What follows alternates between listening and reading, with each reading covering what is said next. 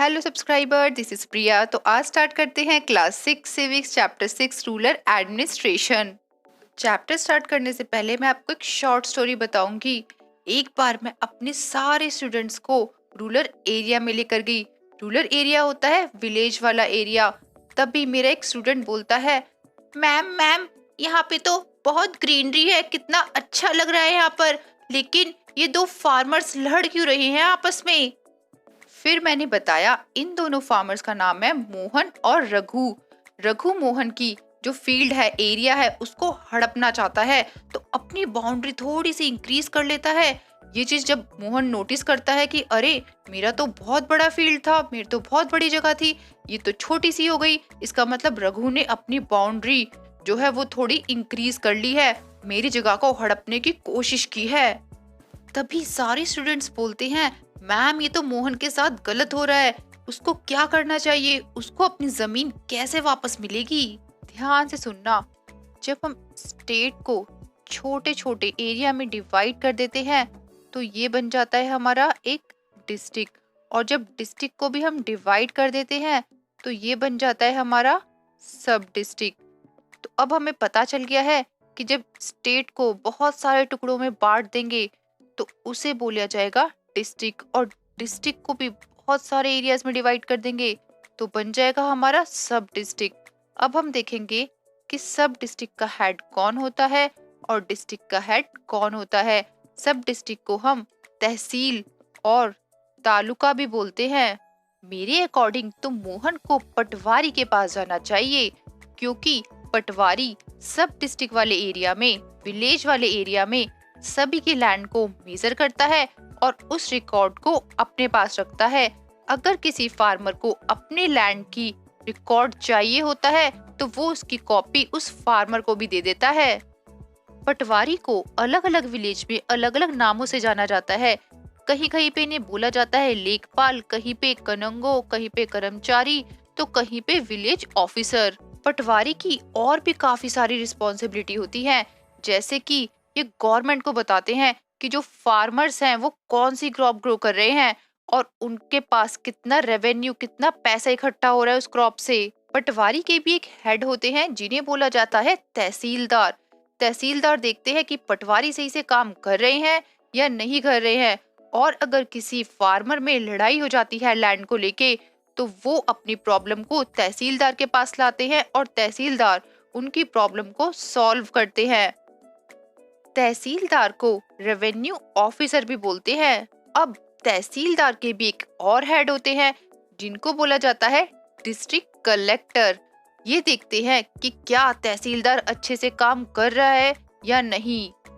अब आपको पता चल चुका है कि पटवारी का हेड जो होता है वो तहसीलदार होता है, और तहसीलदार का भी जो हेड होता है वो डिस्ट्रिक्ट कलेक्टर होता है।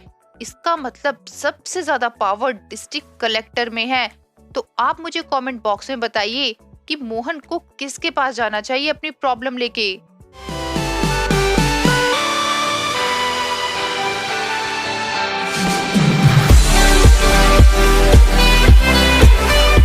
इस चैप्टर में हम देखेंगे कि रूरल यानी कि विलेज वाले एरिया में कैसे एडमिनिस्ट्रेशन होता है। इंडिया में 6 लाख से ज्यादा विलेजेस हैं।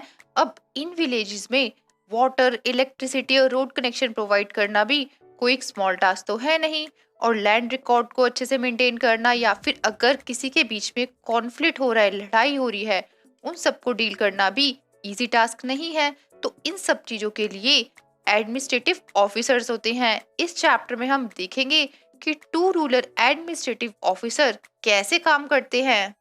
A quarrel in the village. Village में क्वेरल, क्वेरल मतलब लड़ाई हो रही है, झगड़ा हो रहा है।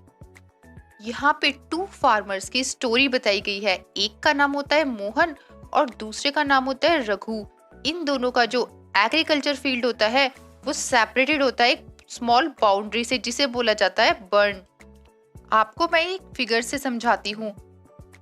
ये बहुत बड़ा एग्रीकल्चर फील्ड है और इसमें ये वाला है मोहन का और ये है रघु का। अब इन दोनों की जो फील्ड है ना वो सेपरेट हो रखी है। एक लाइन आपको दिखाई दे रही है बीच में, जो लाइन है इससे, इसको बोल रहे हैं हम बाउंड्री। अब दोनों के बीच में एक बाउंड्री ड्रॉ हो रखी है। तो मोहन एक दिन सुबह देखता है कि रघु ने वो जो बाउंड्री है उसको रब करके और मोहन का जो एरिया था उसको भी हड़पने की कोशिश की है। मोहन का इतना एरिया ले लिया और बोला कि जो बाउंड्री है वो यहाँ पर थी। अब रघु का एग्रीकल्चर फील्ड बहुत बड़ा हो गया। अब मोहन को गुस्सा भी आ रहा था लेकिन उसे डर भी लग रहा था, क्योंकि रघु के जान पहचान के बहुत बड़े बड़े लोग थे। उनके जो अंकल थे वो भी सरपंच थे विलेज के। फिर भी मोहन ने थोड़ी हिम्मत दिखाई और वो रघु के घर गया। मोहन और रघु में लड़ाई झगड़ा स्टार्ट हो गया और रघु बोलता है, मैंने कोई बर्न या फिर बाउंड्री इंक्रीज नहीं करी है, तुम झूठ बोल रहे हो। फिर रघु ने अपने हेल्पर्स को बुलवा के मोहन को पिटवा दिया। ये सब कुछ नेबर देख रहे थे और मोहन को बहुत बुरी तरीके से पीटा गया था। उसके हेड और हैंड में बहुत ज्यादा चोट लगी थी। इसके बाद नेबर्स ने उसको फर्स्ट एड दिया जिससे उसको थोड़ा बहुत आराम हुआ। मोहन के कुछ फ्रेंड्स और जो विलेज के लोग थे वो बोलने लगे कि तुम लोकल पुलिस स्टेशन में जाके रिपोर्ट करो, लेकिन कुछ लोग बोलने लगे कि पुलिस स्टेशन जाने का कोई फायदा नहीं है, क्योंकि रघु की फैमिली है ना, उसके पुलिस स्टेशन में कॉन्टैक्ट्स होंगे तो कोई भी एक्शन नहीं लिया जाएगा। इन सब डिस्कशन के बाद ये डिसाइड किया गया कि मोहन पुलिस स्टेशन जाएगा और वो नेबर्स भी जाएंगे जिन्होंने इंसिडेंट देखा था अपनी आंखों से। Area of the police station. जब मोहन अपने पड़ोसियों के साथ पुलिस स्टेशन जा रहा था तो उसमें से एक नेबर बोलता है, क्यों ना थोड़ा ज्यादा पैसा खर्च करके हम टाउन के मेन पुलिस स्टेशन में चलते हैं। इसी बात पे मोहन बोलता है, बात पैसों की नहीं है, लेकिन हमारा विलेज इसी पुलिस स्टेशन के अंडर में आता है, इस वजह से हमें इसी पुलिस स्टेशन में कंप्लेंट रजिस्टर करनी पड़ेगी। हर एक पुलिस स्टेशन का अपना एक एरिया होता है। अब उस एरिया में जो पर्सन्स रहते हैं उनको अगर कोई भी केस की रिपोर्ट करनी है तो वो इस पुलिस स्टेशन में करते हैं। जैसे कि थेफ्ट, चोरी हो गई हो या किसी का एक्सीडेंट हो गया हो, कोई इंजरी हो गई हो, किसी में फाइट होगी हो, तो ये रिस्पॉन्सिबिलिटी पुलिस की होती है कि वो इस चीज को इन्वेस्टिगेट करे और अगर कुछ गलत हो रहा है तो उसके लिए एक्शन ले। इस चैप्टर में जो भी लाइन मैंने हाईलाइट की है वो सारी इंपॉर्टेंट है, एग्जाम में आ सकती हैं, तो इसलिए लर्न कर लेना। Next, the work at the police station. Mohan police station पहुंचने के बाद वहां के इंचार्ज से मिला जिसे बोला जाता है स्टेशन हाउस ऑफिसर और एसएचओ, और उसने अपनी सारी स्टोरी बताई और मोहन चाहता था कि उसकी कंप्लेंट को लिखा जाए। एसएचओ ने उसकी बातों को सुनने के बाद कहा कि मेरे पास ये छोटी मोटी माइनर कंप्लेंट के लिए टाइम नहीं है। फिर मोहन ने अपनी इंजरीज भी दिखाई कि देखो मेरे को हाथ पे भी लगी है, मुझे सर में भी लगी है। फिर भी एसएचओ को बिलीव नहीं हुआ। अब मोहन तो पजल हो चुका था कि क्या करना चाहिए। वो सारे नेबर्स को बुला के लाया ऑफिस में और सारे नेबर्स ने बोला कि हाँ, मोहन के साथ मार पिटाई हुई थी, इसकी आपको कंप्लेन लिखनी चाहिए, रजिस्टर करनी चाहिए।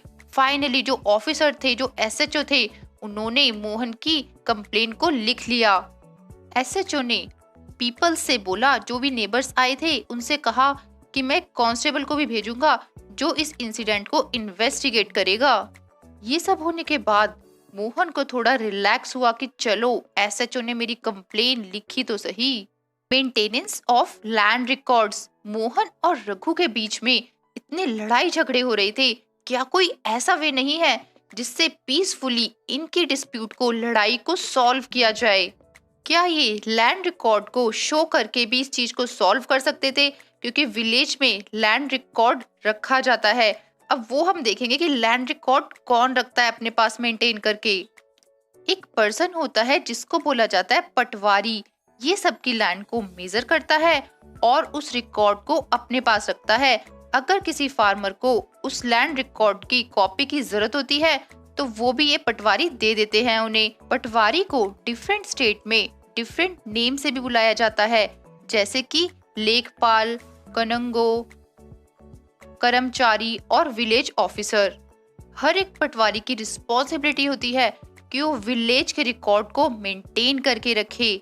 ये सारी डिटेल लैंड की पटवारी एक रजिस्टर में लिखता है। उसमें एक मैप के फॉर्म में लैंड को भी दिखाया जाता है कि किसका कितना लैंड है। पटवारी एग्रीकल्चर फील्ड को डिफरेंट डिफरेंट तरीके से मेजर करते हैं।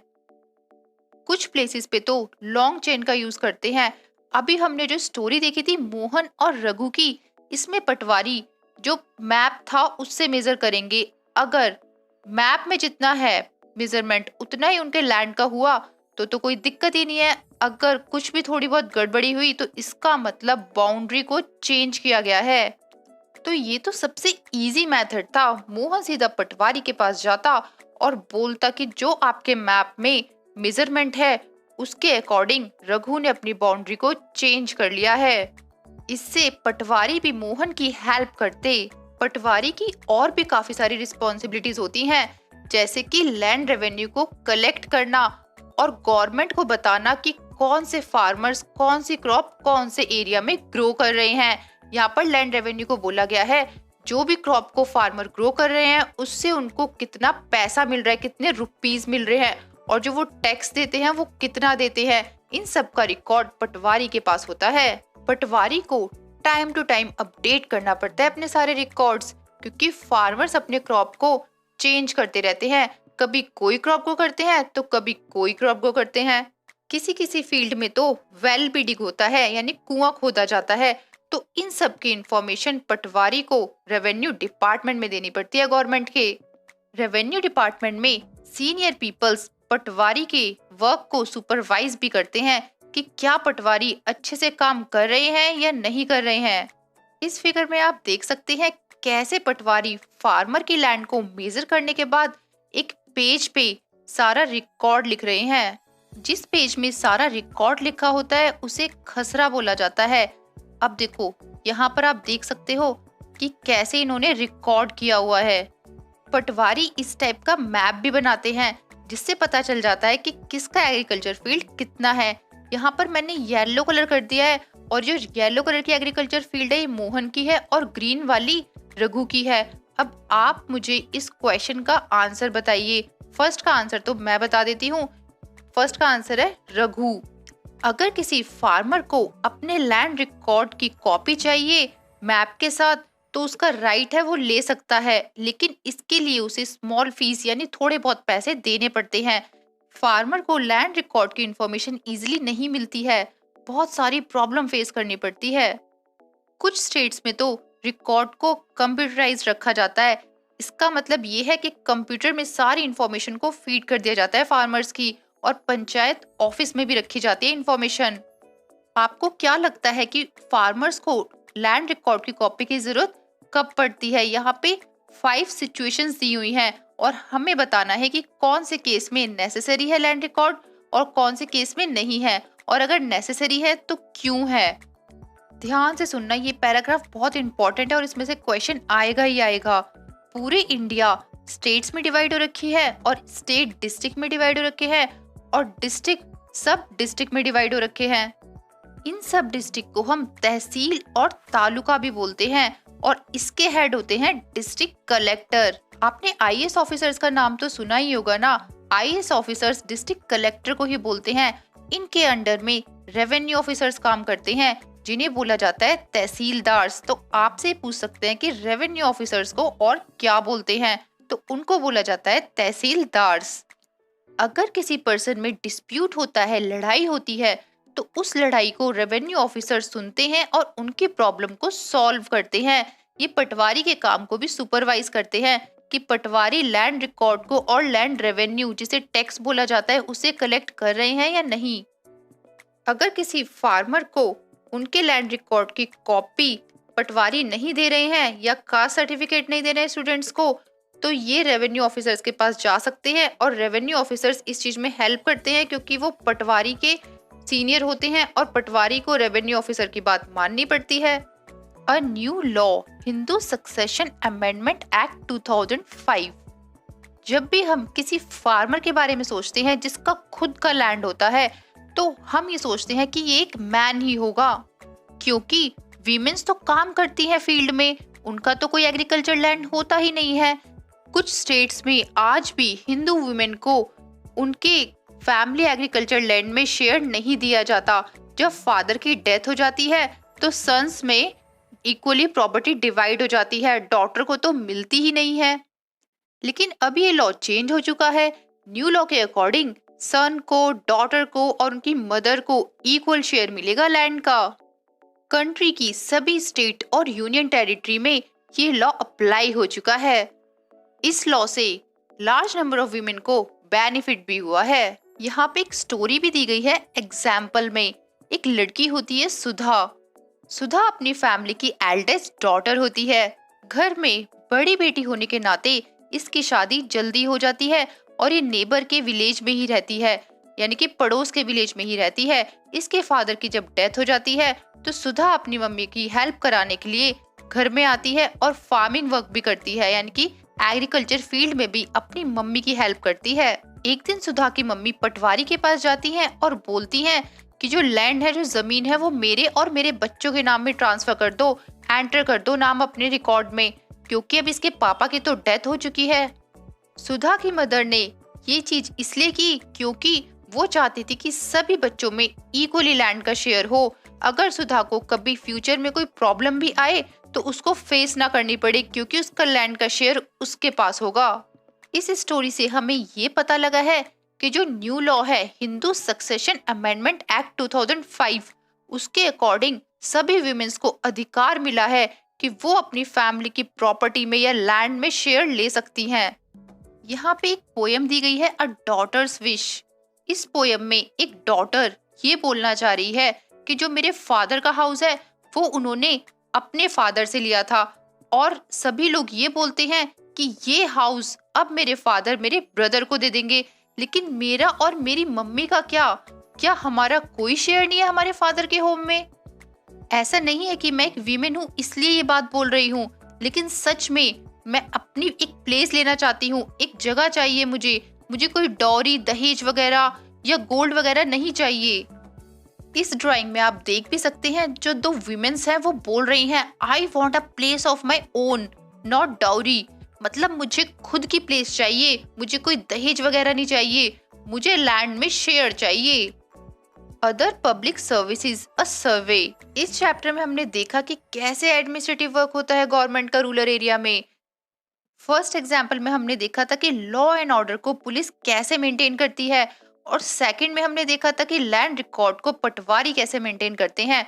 फर्स्ट केस में हमने पुलिस का रोल देखा था और सेकंड में पटवारी का। पटवारी और पुलिस के काम को सुपरवाइज भी किया जाता है कि वो सही से काम कर रहे हैं या नहीं कर रहे हैं। तो पुलिस के काम को सुपरिटेंडेंट ऑफ पुलिस सुपरवाइज करते हैं और पटवारी के काम को तहसीलदार सुपरवाइज करते हैं। ये सारी सर्विसेज, चाहे पुलिस की हो, पटवारी की हो, या तहसीलदार या सुपरिटेंडेंट ऑफ पुलिस या और भी सर्विसेज, सब लॉ के अकॉर्डिंग ही अपना काम करती हैं। आपने काफी सारी पब्लिक सर्विसेज भी देखी होंगी गवर्नमेंट के डिफरेंट डिपार्टमेंट्स में। यहाँ पे एक एक्सरसाइज भी दी गई है कि अगर आप किसी विलेज में विजिट करते हैं तो वहाँ के जो पब्लिक सर्विसेज है उसमें क्या क्या चीजें हैं और कैसे कैसे प्रोवाइड करवाई जाती हैं। एक फर्स्ट दिया हुआ है फेयर प्राइस शॉप, एक का बताया हुआ है, बाकी हमें हेल्थ सेंटर का और मिल्क सोसाइटी का करना है कि फेयर प्राइस शॉप में आप क्या काम नोटिस करते हो। तो यहाँ पे लिखा गया है, the shop was open, 3 peoples came, they all had yellow card, they bought sugar and rice, kerosene was not available. तो ऐसे ही हम हेल्थ सेंटर का भी लिख सकते हैं। हेल्थ सेंटर में हॉस्पिटल फैसिलिटीज आती हैं।